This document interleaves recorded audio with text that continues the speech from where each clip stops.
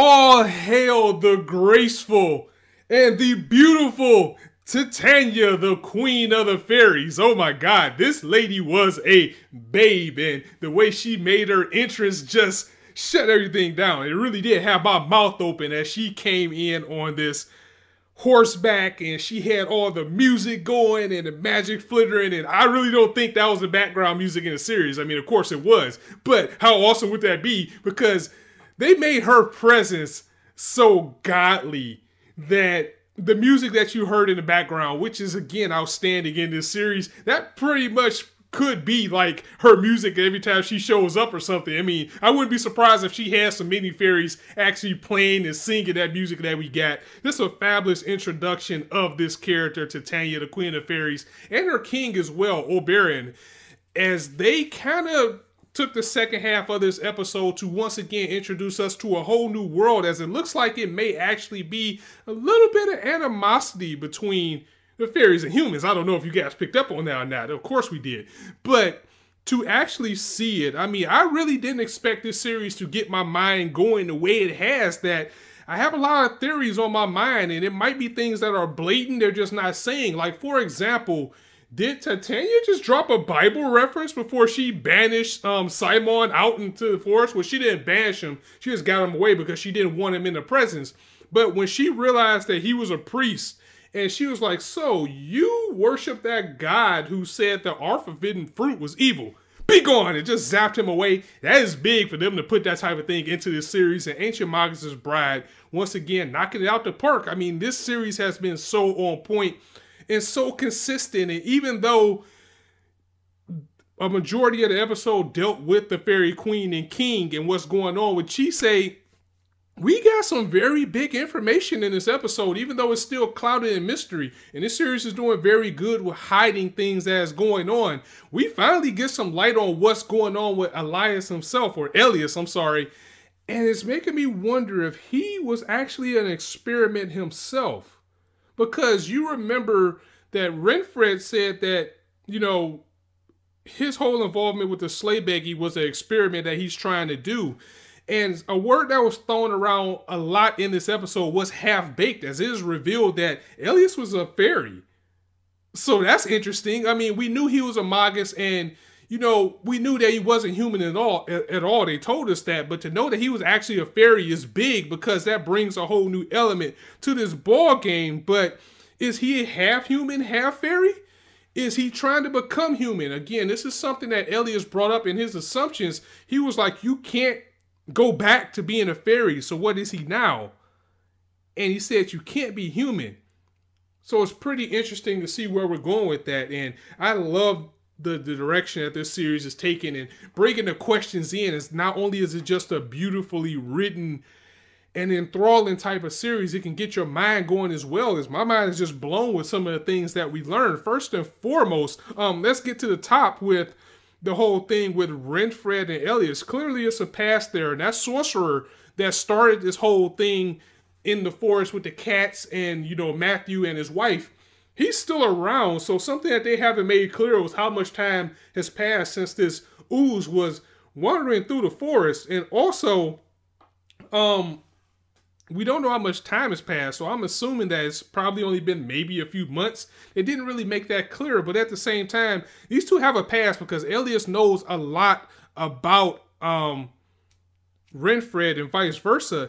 And even though we know that Chisei decided to stay with Elias no matter what she heard, you have to also wonder if what Renfred is saying is a complete lie, because I've been saying since the beginning, there's something dark and something hidden within Elias, whether he made a change in his life to have a better life or be a good person or not. That doesn't necessarily mean he may not have started out with bad intentions, because a joke in this episode as well is everybody's like, oh, she's going to stay with you? Wow, she must not know how horrible she is, or she must want to stay with you so bad that she doesn't care. I mean, everybody is joking that Elias is such a horrible person and he has such bad intentions for Chisei, but we found out that what he wants to do, and it is an experiment, but it is a good experiment, because a sleigh beggy is fated to only live 3 years, or Chisei only has 3 years to live with all the magic that's going on within her. And Elias told her straight up, he was like, I am not going to let you die. What I am trying to do, this experiment, is actually trying to find a way to make you live because, you know, you're my wife, you're my apprentice.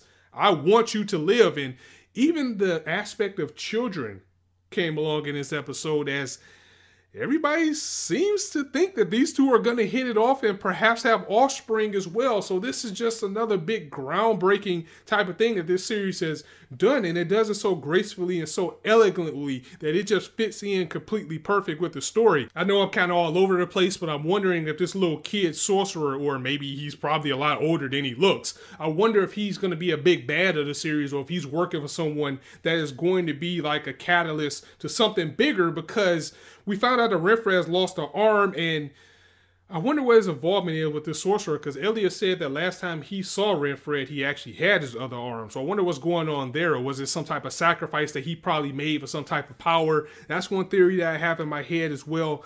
But we got so much light shedded on what Elias wants to do. Again, it is an experiment for all intents and purposes. It's an experiment of what he wants to do with Chisei, but he is using her to understand himself, because again, we found out that he used to be a fairy. He's not human. He's kind of like a hybrid of sorts. And what he wants to do is not only, you know, keep her magic power, of course, but he wants to use her to find out more about human life. You know, humans have been around him for as long as he can remember, even him himself. And we can see little hints in the opening. And I hope that we do get some type of backstory episode or episodes about Elias growing up, because it looks like he might have been a child in one of the episodes.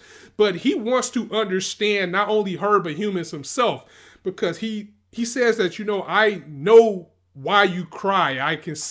I can relate to your feelings, but I don't understand it. He's trying to understand the human. And if he's going to have this lady be his wife, then he wants to know what it's like to be a human. So it's just a little bit of heart that's ringing out in this series, that he just wants to feel wanted or belong or understand humans. And that's big. I didn't expect that type of aspect. I should have, seeing how good this series is going to turn out, but I really didn't expect it to be that deep. And hey, Molly's alive, as Chisei was able to cleanse the two spirits cleanly and successfully.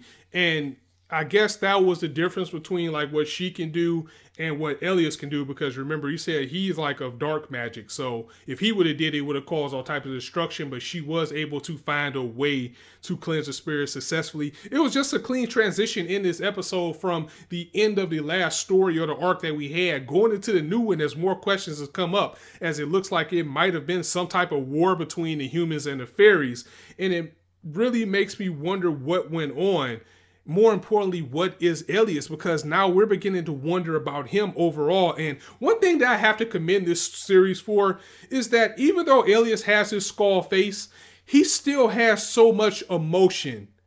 And I didn't expect that. I mean, for him to have, I guess it still is an actual face, even though it looks like more of a mask. But there's certain situations, whether it's comedy or whether it's just times of just straight sorrow, love, or despair, and just the way that he looks at Chisei sometimes. And even though he has this skull face, you still see all of the power, the passion, the sadness, and happiness in his eyes. I just gotta clap it up for the art and direction of this series, and to take someone who looks like Elias and make him just as emotional, if not more emotional, than anybody in the series, because we're always in awe with Chisei and her wonderment of this world. But for them to convey all the emotions that this mage, this man with this skull face has, that's just an amazing feat that this story does very well. And another thing I like about this series, and this episode in particular, is how the pacing changed from being, you know, sad and sorrowful from the cleansing of the spirits to almost like an emergency type situation, or not an emergency type situation, or more of like a stressful situation, because after Chisei did that cleanse, she was out for 3 weeks. And, you know, Elias was like, you know, we just got to bide our time. And that's when the fairies show up, and things still seemed a little bit serious. And then once King Oberon came in, it just turned straight up comedy. And they just do a good job with balancing all of this and making it all fit, because sometimes when they try to put comedy into this type of series or in certain situations, it doesn't feel well or it feels forced, but they're doing a good job at the moment with just flowing everything together as far as the different tone changes. And one thing this series can do well is a good cliffhanger too, because just when you think, you know, okay, everything is cool, we're going to move into something else, or everything, you can rest easy. You get a cliffhanger at the end as it looks like a new character is about to come into the fray, but this is more likely going to be an ally because, again, this is kind of the blessing of the curse of openings because it looks like he is in the opening, so it looked like somebody else is going to be part of Elias's party. We're just going to have to learn about them first, and that was pretty much the episode in a nutshell. Again, if I don't think I've gave out this many 10s for anything, but Ancient Magus Bride has definitely been hitting the nail on the head for all 6 episodes. And again, it is a strong contender of Anime of the Year if it doesn't win overall. Unless they bring out something Yuri on Ice by the end of the year, and that's just going to take everything. But anyway, I won't get on that. Guys, let me know what you thought of the episode in the comments below. If you liked the video, go ahead and drop a like. And if you want to hear more, go ahead and hit that subscribe button because there's now a shortage of content you guys indulge on this channel. Definitely let me know what you think about the episode. And Elias himself, like, what are your thoughts and theories on him? Again, I mean, it's not like it was hard to figure out. It's just more along of what is he? Like, is he a half human and is he half fairy? Or is he an experiment altogether? Because clearly his presence was the start of something. So I'm going to go ahead and get up out of here, guys. As I always say, you can be anywhere on YouTube right now, but you chose to listen to me. And I really appreciate that. So thanks for stopping by. On that note, it's your boy Scott signing out. See you soon.